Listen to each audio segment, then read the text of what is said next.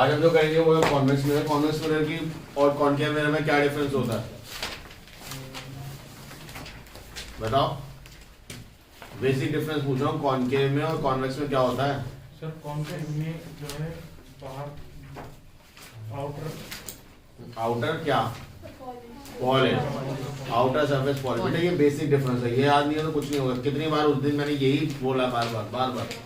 तो इसमें कहाँ होती होगी पॉलिश, इनर। यानी हम इसको पॉलिश अगर हम कर दें तो ये हमारा कॉनकेव हो जाएगा, कॉन्वेक्स हो जाएगा, कॉन्वेक्स मिरर हो जाएगा। क्लियर है। इसमें प्रिंसिपल एक्सिस देखो, रेडियस ऑफ कर्वेचर इधर होगा पर प्रिंसिपल एक्सिस दोनों तरफ जाती है। एक लाइन, लाइन की क्या खासियत होती है कि इट्स इनफाइनाइट, मतलब दोनों तरफ एक्सटेंड कर सकते हो। ठीक है, उसमें भी कर सकते थे, करा था एक केस में। कौन सा वाला केस में करा था, जब फोकस वाला बनाया, फोकस और पोल के बीच में बनाया था तो इमेज इधर बनी थी, मिरर के पीछे वर्चुअल बनी थी, तो हमें बनानी पड़ी थी प्रिंसिपल एक्सिस दूसरी तरफ। ठीक है, तो यहाँ पे ये फोकस और ये सेंटर, वही सेम कॉन्सेप्ट। इसमें कोई डाउट है तो बताओ, ये बिल्कुल बेसिक है। इसमें कुछ रूल्स आपको पढ़ने होंगे, इसमें भी बिना रूल के तो वो नहीं है। अब उस रूल में क्या था, when light coming parallel to principal axis, क्या रूल था, आफ्टर रिफ्लेक्शन। सब में आफ्टर रिफ्लेक्शन आएगा। ठीक है, pass through focus. Okay, if a light passing through focus become parallel to principal axis. Okay. If a light ray coming through center of curvature, it retraces its own path. ऐसा याद होना चाहिए सभी को। Good Monika. ठीक है, अब इस उसमें क्या था, उसमें वो चीज एक्चुअल हो रही थी।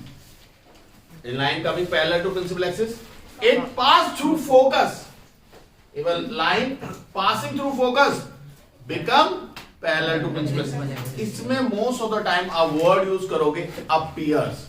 क्या वर्ड यूज करेंगे, अपीयर्स। तो कैसे करेंगे, ध्यान से सुनिए।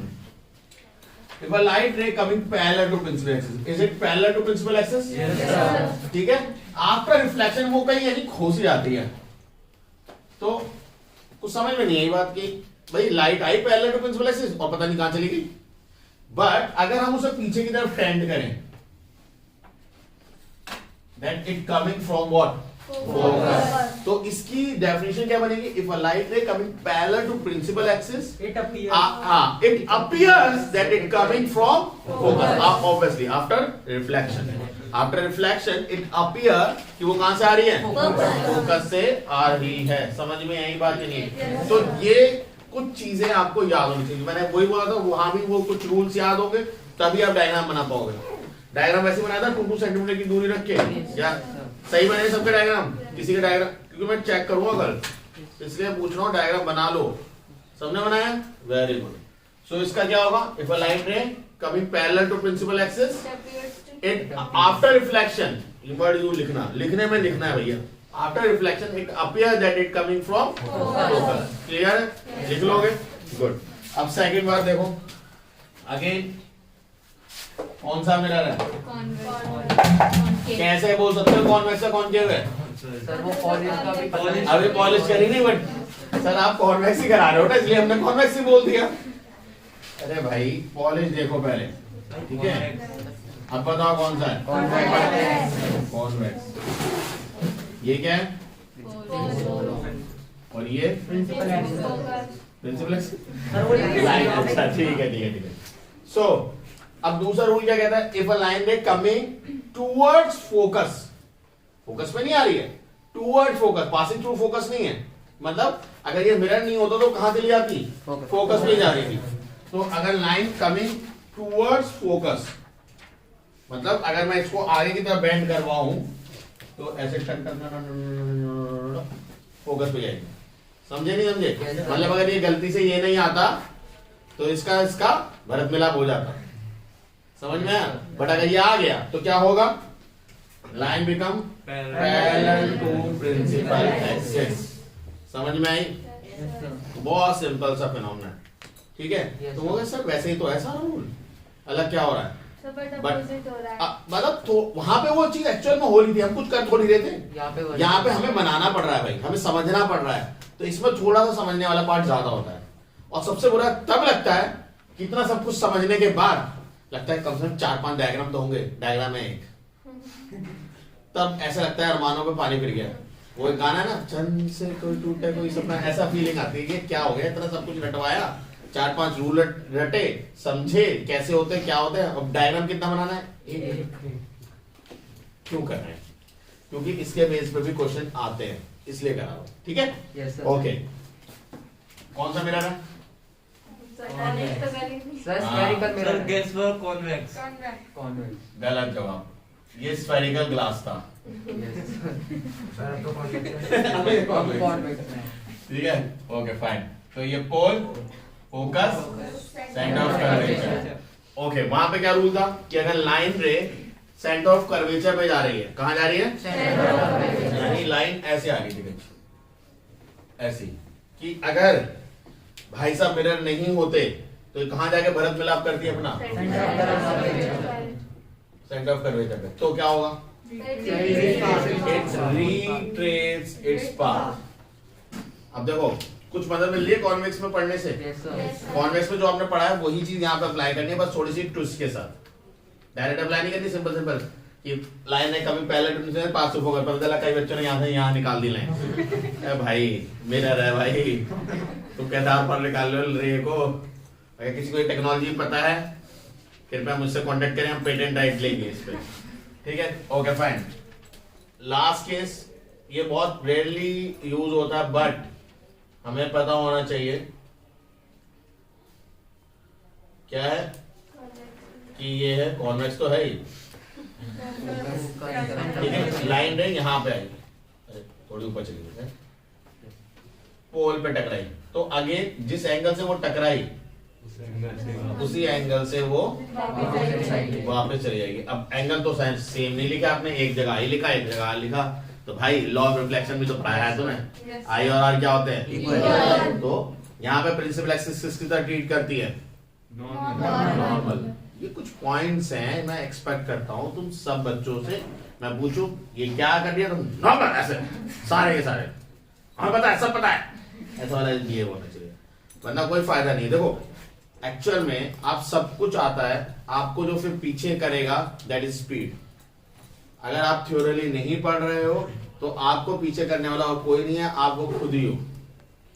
मैं सर बता रहा हूं, आज से 10 साल के बाद ना तुम्हारा जो रूप होगा वो तुम्हारे पिछले 10 साल वाले रूप कहेगा ये मिल जाता ना, इसमें इतना चाटे मारता ना, अगर ये उस वक्त पढ़ लिया होता तो आज इतनी अच्छी नौकरी होती। नहीं, मेरा मन करता है ऐसे ही अपने 10 साल पीछे मिल जाए मॉल मोहब्बत, ठीक है। तो ऐसा ही, तो ये 4 रूल समझ में आए सभी को, नहीं है कोई डाउट है? No sir. ओके, कहाँ गया, चलो अब एक ही डायग्राम है, फटाफट करके कंप्लीट करते हैं, ठीक है। ओके,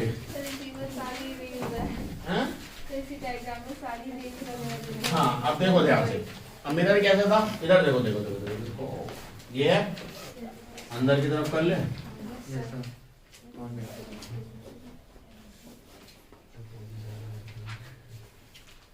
ठीक है, पोल,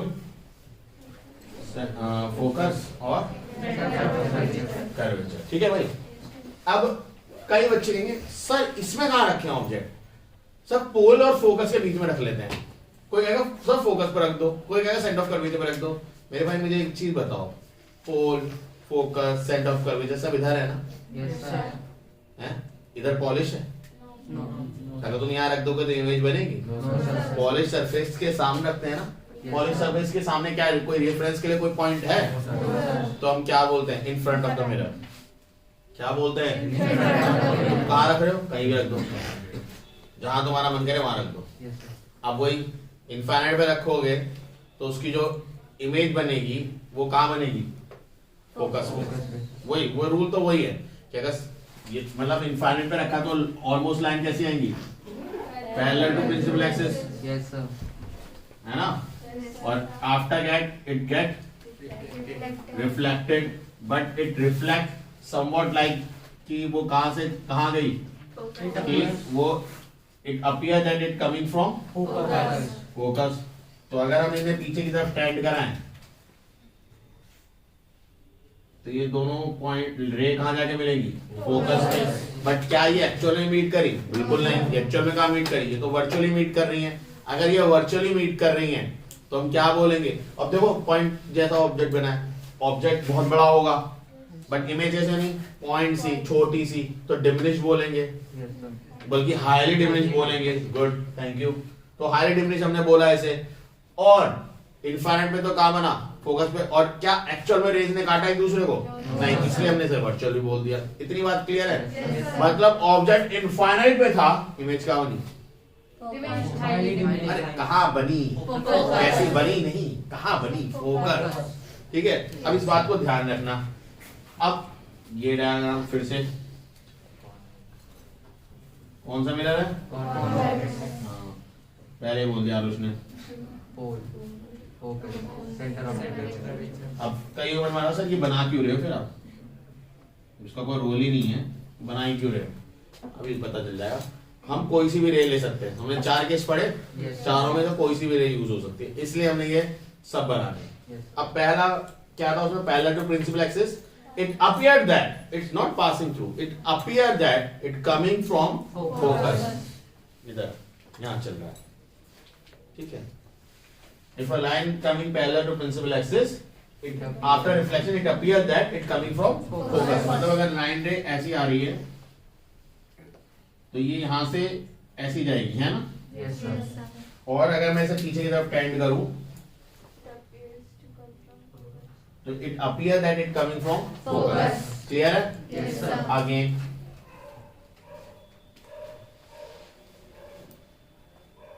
अगर लाइन रे ऐसी जा रही है कि वो सेंटर ऑफ कर्वेचर पे जाके मिले तो क्या होगा? It will increase its power.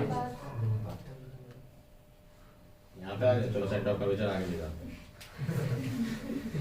ठीक है, Yes, sir. ये तो कर सकते हैं, हमारे हाथ में। ठीक है, हो गया। तो यहाँ मिल गया। अब इमेजिन करो हमने ऑब्जेक्ट आगे रखा, ऑब्जेक्ट का नाम ए बी है, इमेज क्या ये नहीं बनी? बताओ, ए डैश बी डैश ऑब्जेक्ट से छोटी है, Yes, sir. डिमिनिश बोलेंगे। Yes, sir. अपराइट है मतलब सीधी, इरेक्ट, अपराइट, जो भी वर्ड बोलो। ओके, और अपराइट, हाँ वर्चुअल है। Yes, sir. तो ये 4 प्रॉपर्टी समझ में आएंगे। Yes, sir. वर्चुअल है, अपराइट है, इरेक्ट बोलो या अपराइट बोलो, एक ही बात है, और डिमिनिश है, छोटी है।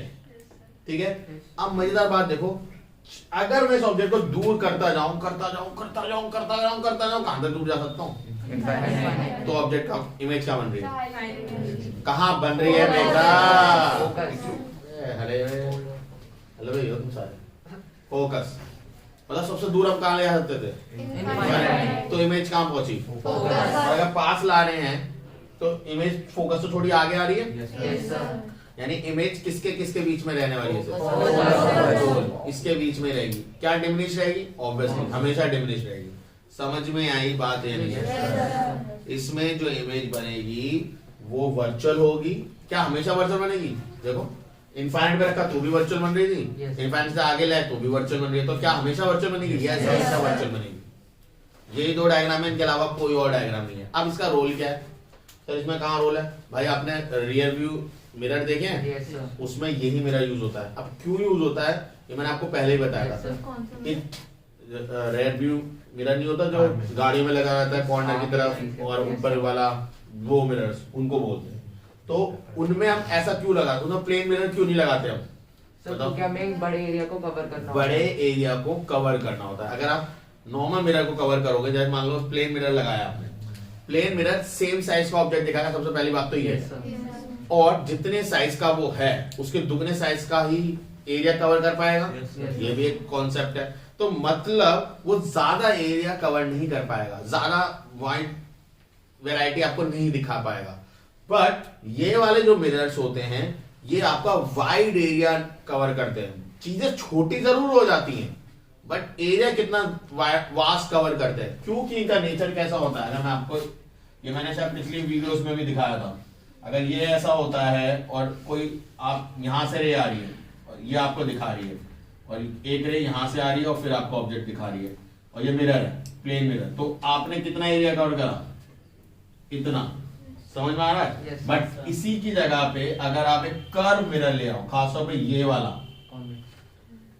थोड़ा और आगे लाते हैं, है ना, ऐसे, तो अब की बात जब यहां पड़ेगी रे तो वो यहां से और ज्यादा बेंड होगी, और ऐसे ये रे जब पड़ेगी तो ये भी और ज्यादा बेंड होगी, जिसकी वजह से एरिया जो उस विजन को कवर करने का था, जो कि प्लेन मिरर एक छोटा एरिया कवर कर रहा था, उससे बहुत बड़ा एरिया कवर होगा।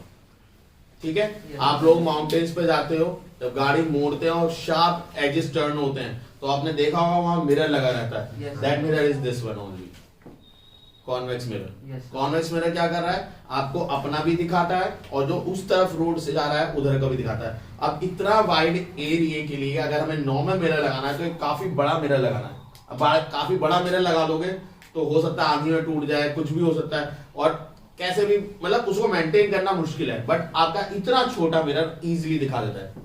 कई लोगों ने, आप लोगों ने देखा होगा, आप जब कार जो चलाते हैं खासकर, उन्होंने कि शीशा जब होता है नॉर्मल, उस शीशे में भी इतना छोटा सा कैमरा वो लगा के रखते हैं मिरर, अगर आपने देखा हो कभी, तो वो छोटा मिरर क्या कर रहा होता है वहां पे, वो छोटा मिरर एक्चुअल में उस बड़े मिरर से भी ज्यादा एरिया कवर कर रहा होता है। तो ऐसा क्यों हो पाता है बताओ? कॉन्वेक्स मिरर की वजह से। बट क्यों? क्योंकि जो आपके ऑलरेडी जो लगा हुआ है वो भी कॉन्वेक्स है, बट उसका रेडियस ऑफ कर्वेचर छोटा है, सॉरी बड़ा है, जिसकी वजह से वो ज्यादा एरिया कवर नहीं करता। अगर रेडियस ऑफ कर्वेचर छोटा हो गया, इमेजिन करो ना, ये और मुड़ गया, ये अगर ये और मुड़ गया तो ये और बेंड कर देगा रे को। समझ में आ रही है नहीं आ रही है? ये ऐसी है, रे ऑफ लाइट आई, टकराई तो ऐसे चली जाएगी, इसको मैंने मोड़ दिया तो अब ऐसे से थोड़ा ऊपर जाएगी, और मोड़ दो, और मोड़ दो, और तो जितना बेंड करोगे मिरर को उतना वाइड रेंज होगा नहीं होगा उसके लिए। बेंडिंग का मतलब क्या है? मिरर कब बेंड होता है? जब उसका रेडियस ऑफ कर्वेचर पास आ रहा हो उसके। अगर रेडियस ऑफ कर्वेचर दूर है तो वो बेंड थोड़ी होगा, वो तो ऑलमोस्ट स्ट्रेट मिरर की तरह हो जाएगा। बट अगर छोटा गोला है, देखो ये गोला और एक ये गोला, इसमें से भी आपने इतना हिस्सा काटा, इसमें से भी आपने इतना हिस्सा काटा, ये कम बेंड है क्योंकि इसका रेडियस ऑफ कर्वेचर क्या है? बड़ा है। ये ज्यादा बेंड है, क्यों? क्योंकि इसका रेडियस ऑफ कर्वेचर क्या है? छोटा। बात क्लियर है या नहीं है? कोई डाउट है? पक्की बात। अब इसका यूज बताओ, कहां यूज होता होगा? जहां पे हमें लाइट, ये देखते हैं यूज ये माउंटेन एरिया पे हम लगाते हैं और बाकी सब जगह पे लगाते हैं, और क्या यूज होता होगा? स्ट्रीट लैंप्स में, क्योंकि वहां पे हमें ये नहीं चाहिए फोकस करना है, एक गड्ढा थोड़ी दिखाना है भाई, गड्ढे पे करते फोकस, दुनिया को गड्ढा देखना चाहिए। वहां हम क्या चाहते हैं? लाइट फैले। हम क्या चाहते हैं? लाइट फैले। तो ये कौन से नेचर का होगा? कन्वर्जिंग है डाइवर्जिंग? डाइवर्जिंग, फैला रहा है लाइट। अगर मैं लाइट रे को इस पे फेंकता हूं फोकस से, जैसे वो वाला मिरर क्या कर रहा था, जैसे फोकस है और आपने मिरर लगा रखा है कॉन्वेक्स मिरर, तो यहाँ पे फोकस से अगर लाइट रे जा रही है तो वो ऐसे फैल रही है। समझ में आ रहा है? या पैरेलल आ रही है, तो अगर रे पैरेलल भी आ रही है तो भी वो फैल रही है। मतलब वहां पे क्या था, अगर पैरेलल आ रही थी तो ऐसे जा रही है ना, ये ऐसे जाएगी, ये तो रिट्रेस कर जाएगी बात को, और ये वाली ऐसे और ये वाली ऐसे। क्यों? क्योंकि जब ये सारी मिलेंगी तो ये सारी की सारी कहां मिलेंगी? एक पॉइंट फोकस। और ये अगर एक्चुअल में क्या हुआ है, एक्चुअल में सारी रेस क्या हुई हैं? फैल गई हैं, अलग अलग डायरेक्शन में चली गई हैं। तो हुआ क्या है? इस नेचर को क्या बोलते हैं? डाइवर्जिंग। तो अगर मैं आपसे पूछता हूं कॉनकेव मिरर किस नेचर का है, तो आप बोलोगे कन्वर्जिंग नेचर का। कॉन्वेक्स मिरर किस नेचर का है? तो आप बोलोगे डाइवर्जिंग नेचर का। इनके डायग्राम्स क्लियर हुए? क्या किस लिए यूज होता है वो क्लियर हुआ? उसमें कोई डाउट है तो बताओ। पक्का? समझ में आ रहा है? कोई डाउट है? गुड, नोट कर ले। पॉज।